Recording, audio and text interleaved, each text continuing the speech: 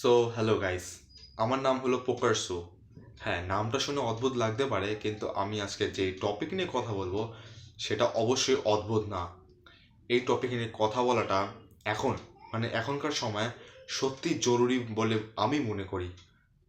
তারপর ভিডিও শেষে তো আপনারাই জাজ করবেন যে আমি যে টপিকে কথা বলছি সেটা আদৌ জরুরি টপিক নাকি নয়। সো আজকে একটা ইনসিডেন্ট হয়েছে যেটা আমি মনে করি এটা শেয়ার করা খুবই জরুরি। সো আমি আর আমার দুটো বন্ধু মিলে আজকে জিমের জন্য রাস্তাতে যাচ্ছিলাম। দেন একটা মোড়ের সামনে একটা বাইক, তার পিছনে একটা মহিলা ছিল। উনি মোস্ট প্রবাবলি তার মাই হবেন। সো ভালো কথা, সে মোড়ের সামনে এসে বাইকের স্পিড মেনটেন করে অনেক জোরে হর্ন মেরে সে জাস্ট মোড়টাকে ক্রস করলো। সো আমি পিছন থেকে একটা আওয়াজ দিলাম যে এই হর্নটা আমার আর প্রয়োজন ছিল না। তখন সে বাইকটা থামিয়ে বলল, দেখো, সে আসলে হিন্দিতে কথা বলছিল। সো আমিও যতটা সম্ভব হিন্দিতে কথা বলেছি, যদিও আমি হিন্দিতে অতটাও পাকা নয়। So other by the way, so সে বলল যে আমি যদি হর্ন না মারি তাহলে তোমারই রিস্কটা হতো, হয়তো তোমার ভালোর জন্য আমি হর্নটা মেরেছি। না, ওকে, দেন আমি মেনশন করলাম যে তুমি হর্নটা না মেরে বাইকটাকে স্লো করে যদি মোড় দিয়ে টার্নিং নিতে, তবে না হর্ন বাজাতে হতো, স্পিডও মেনটেন থাকতো এবং কোনো রকম রিস্কও হতো না। সো আমি যখন তাকে বললাম যে আপনি যখন হর্নটা মারলেন তখন নয়েজ পলিউশন হলো, তখন সে আমায় কাউন্টার অ্যাটাক করার জন্য বলল যে এখন তো এয়ার পলিউশনও হচ্ছে, তো এটার এগেনস্টে তুমি কি বলবে? তখন আমি জাস্ট জাস্ট স্পিচলেস। তখন আমি আর তাকে কি কাউন্টার অ্যাটাক দেবো? আর তখন আমার মাথায় একরকমভাবে ব্ল্যাঙ্কও হয়ে গেছিল। সো আমি তখন পাগলের মতো হাসছিলাম, মুখেও জাস্ট হাসির মতো ইমোজি হয়ে গেছিল। সে বলে জাস্ট কোনো রকমভাবে বেরিয়ে গেল। সো আমি জাস্ট এটাই বলতে চাই যে তুমি যখন বাইক চালাবে বা তোমাদের মধ্যে যারা বাইক চালাও, তারা স্পেশালি বেশিরভাগই হর্ন মারো, যেটা খুবই প্রয়োজন। তোমরা নিজেরা জাস্ট এখন শুনতে পাচ্ছ হর্নের আওয়াজ, তোমরা নিজেরাই এটা বিচার করো যে তোমাদের কি সত্যি হর্নের আওয়াজটা শুনতে ভালো লাগছে। তোমরা যারা বাইক চালাও তারা নিজে থেকে বলো যে সত্যি কি তোমাদের হর্নের আওয়াজ খুবই ভালো লাগে। সো তোমরা এটা এক্সপেক্টও করতে পারো না যে তোমাদের যদি ভালো না লাগে তবে অবশ্যই সামনের জনেরও যে ভালো লাগবে এর কোনো গ্যারেন্টি নেই। সো এটাই ফ্যাক্ট, বেশিরভাগ কেউ হর্নের আওয়াজ পছন্দ করে না, এবং হর্নের আওয়াজটা খুব মধুর একটা আওয়াজ না। সো স্বাভাবিক স্বাভাবিকভাবেই এটা খুবই ডিস্টার্বিং একটা আওয়াজ। রীতিমতো এমন অনেক কেস সামনে এসেছে যে হর্নের আওয়াজের জন্য অনেকে তাদের স্মৃতিশক্তি হারিয়েছে। জাস্ট ইমাজিন, একটা হর্নের আওয়াজের জন্য। সো আমি এটাই বলতে চাই, তোমরা যারা বাইক চালাও তারা হর্ন মারার বদলে কিছু কাজ করতে পারো। যেরকম, তোমরা যখন বাইক চালাবে, যখন হর্ন মারার টাইম আসবে তখন বাইকের স্পিডটা স্লো করে নেবে, যাতে তুমি যখন বাইকের স্পিডটা স্লো করবে তখন তোমার চারপাশে বা রাস্তায় যারা আছে তুমি তাদেরকে ভালো করে দেখতে পারবে। এবং নট অনলি ইউ, বাট যারা রাস্তায় আছে তারাও তোমাকে ঠিক করে দেখতে পারবে যে তুমি কোন দিক দিয়ে আসছো, কিভাবে আসছো। যার ফলে অটোমেটিক্যালি একটা সিভিক সেন্স তৈরি হয়ে যাবে যে একটা বাইক আসছে, সো আমরা যারা হাঁটছি তারা সাইড হয়ে যাব এবং বাইকটাকে বেরোতে দেবো।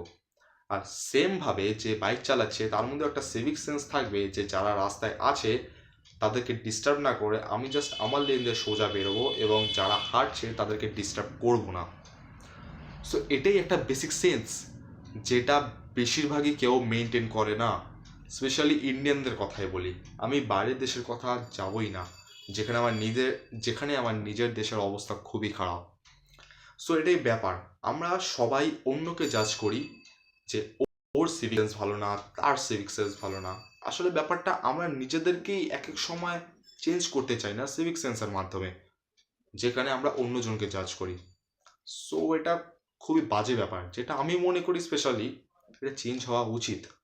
বাকি তোমরা কমেন্টে অবশ্যই জানিও যে তোমাদের এই টপিকটা নিয়ে কী বলার। সো আমার এটাই বলার ছিল। আর আরেকটা স্টোরি আছে, যেখানে আমার বন্ধু আছে, যে দুজনের সাথে আজকে আমি জিম যাচ্ছিলাম তাদের মধ্যে একজন, ওর বাইকে করে আমি প্রচুর ঘুরি। বিগত 2-3 বছর ধরেও বাইকে করে এদিক ওদিক ঘুরি।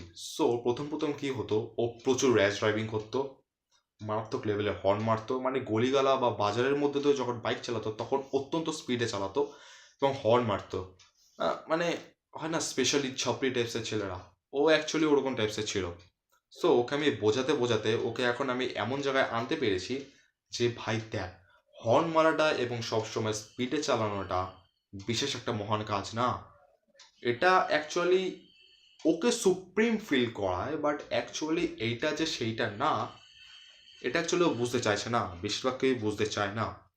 So okay I think so এটা বোঝাতে সাকসেস হয়েছি যে তুই বাইক যখন চালাবি আস্তে চালাবি, যাতে তোর চারপাশে যারা থাকবে তুই তাদেরকে ভালোভাবে গেজ করতে পারবি, যার ফলে কোনো রকম অ্যাক্সিডেন্ট হওয়ার হাত থেকে বাঁচানো যাবে। এবং তুই যখন স্লো চলবি রাস্তা দিয়ে, তখন রাস্তায় যারা যারা হাঁটছে তারাও তোকে ভালো করে দেখতে পারবে। সো ঠিক যেমনটা বলেছি সিভিক সেন্স, ওই জিনিসটাই আবার রিপিট হবে। তুমি যখন বাইক চালাচ্ছ তখন যারা হাঁটছে তাদেরকে রেসপেক্ট দিয়ে বাইক চালাবে, এবং যারা হাঁটছে তারা তোমায় রেসপেক্ট দেবে, যাতে তুমি ক্লিয়ারলি পাস হয়ে যেতে পারো, কোনো রকমভাবে হর্ন না বাজে, কোনো রকমভাবে ওভার স্পিডিং না করে। এতে পরিবেশের একরকমভাবে ভারসাম্য বজায় থাকে। ভারসাম্য বলতে সিভিক সেন্সের ভারসাম্য, যে সিভিক সেন্সের অভাব কতটা, এটা আই থিঙ্ক আমরা অবশ্যই ভালোভাবেই জানি। সোশ্যাল মিডিয়ায় প্রায় এরকম নানান ধরনের ভিডিও উঠে আসে যেখানে সিভিক সেন্সের অভাব।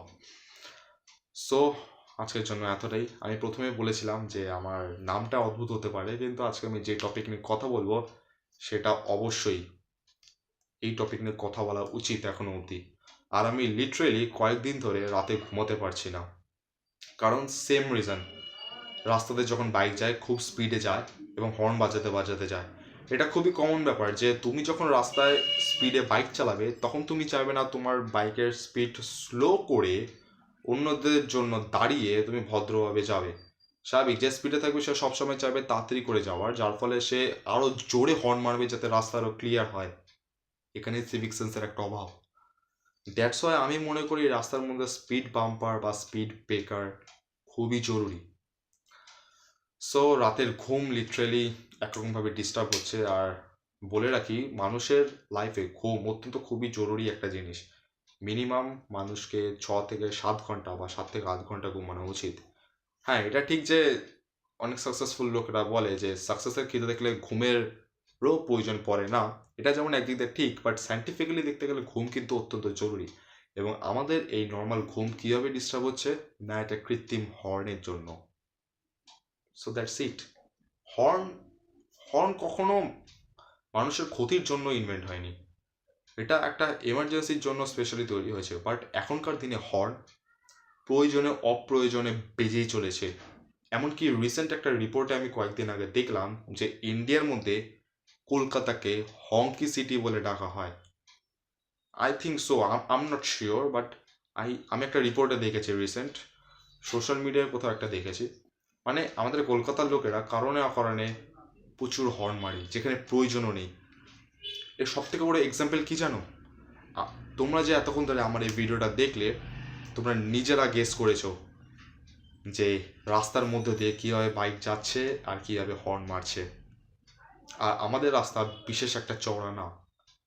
মানে লিটারালি আমি যদি যতটা চওড়া রাস্তা ততটার মধ্যে যদি শুয়ে পড়ি, দেন আমার মতো আরেকজনের হাফ বডি শুলে রাস্তা কভার হয়ে যাবে। মানে শুনতে অদ্ভুত লাগলো, ব্যাপারটা এরকমই। রাস্তাটা ঠিক এতটাই চওড়া আর আমাদের ড্রেন কভার করা। সো দ্যাটস ওয়াই যারা বাইক চালায় তারা আরও জোরে চালানোর সুযোগটা পায়। সো এটাই বলার ছিল আপাতত। বাকি তোমাদের এই টপিক নিয়ে কী মতামত আছে কমেন্টে অবশ্যই জানিও, আর একটা লাইক অবশ্যই করে দিও। বাকি তোমরা চাইলে সাবস্ক্রাইব করে দিও, যেটা আমি আশা করছি ছোট্ট একটা জিনিস, কারণ এইরকমই সিভিক সেন্সের মতো ভিডিও আমি ছাড়তে থাকবো এই চ্যানেলে। So thank you, by.